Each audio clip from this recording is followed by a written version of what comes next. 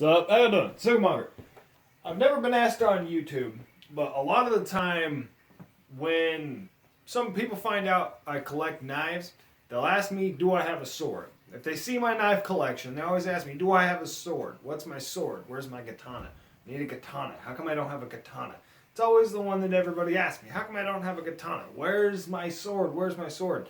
Well, today I'm here to tell you, screw a katana.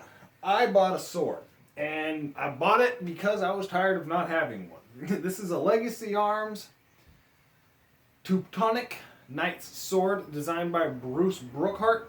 It's got a blade length of 36 inches. The weight is 3 pounds, 12 ounces. Balance points 6.5 inches out from the handguard. It's a Type 12A sword. You can see that there. It's got Templar cross on the pommel, octagonal pommel. Little bit of flare, but relatively simple handguard, 3/4 length fuller, convex edge all the way down. The reason what really attracted me to this specific sword, besides the fact that I love having a 3-foot freaking knife, how sick is this?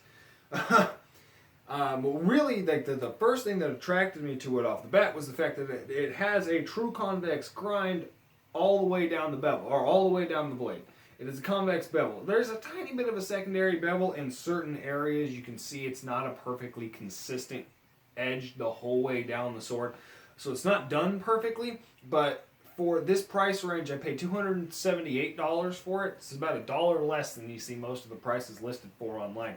And for the overall price, for the range of sword that this is, it's, I mean, having as well finished as it is, the convex edge, it's got a hand rub satin finish, it's fitted very well, the Payne Construction is amazing. So this is really, from what I thought to be a very good value sword. It's not necessarily the highest end sword, but it's 5160 steel. It's got an excellent temper to it. You can see the give there, hit it on the pommel. You can see the wobble in the blade. So it's got a great spring temper. And I freaking love it, man. The handle is oak, leather wrapped oak. It's an oak handle. It's been leather wrapping. It's got a little bit of an embellishment there. I'll give you a close-up view on it in a minute here. But that's really all I can tell you about it. I don't know too much about swords. It's not really an area that I've had a whole lot of interest in, but I definitely, I mean, I like anything that's a knife, and this, it's like you get a 12-inch bladed knife, right? And that's really cool. That's really badass. You don't really think that a 3-foot bladed knife would be 3 times cooler than the foot-long bladed knife. But honestly speaking, I think this thing is 5 times cooler, 6 times cooler. Not quite 10, but it's this thing's badass. If you look at the sheath again, oak wrapped, leather. It's got a steel throat, steel chap, I want to say. Fits pretty well. Either orientation here. One thing that I've noticed from a lot of swords online, or a lot of videos, the sheath fitting is important. And this thing will maintain. I can shake it loose, but it takes a little bit of leverage to actually shake it loose.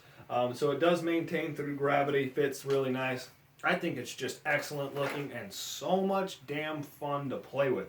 I get where HEMA guys are coming from. I mean, you know, I'm going to go to a couple HEMA meetings. I'm not going to get too heavily into it. I don't necessarily need to learn how to sword fight, but I definitely understand the obsession with the knowledge, wanting the knowledge about these things, because this is an extremely interesting field of just history that I don't feel I'm enough versed in. And that's all because I bought a sword. Ha. Give you a close-up. Let you see the finish. You can see that convex edge there. Hand rub satin finish. Beautiful blade. Widens out. I don't know, you can't really see the distal taper on it, but you can see the overall taper. You can see that fuller. the way that this is done here. Very clean lines. It's very even, nicely matched up as well. Come back down here to the tip.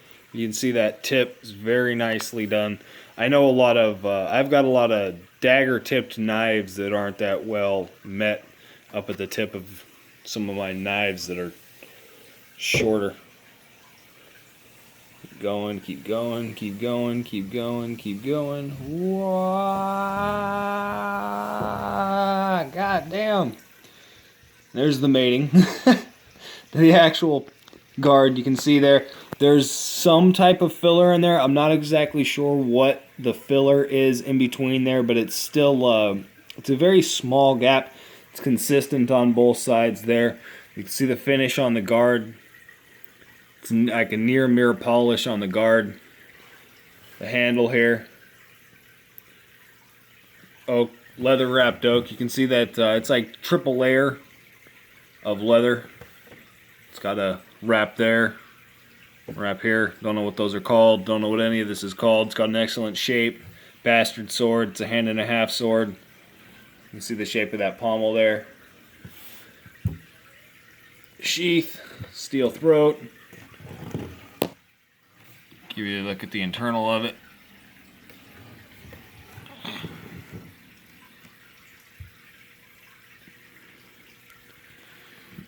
That's the sheath. Just leather wrapped oak. Excellently finished. Crap on it. Chap.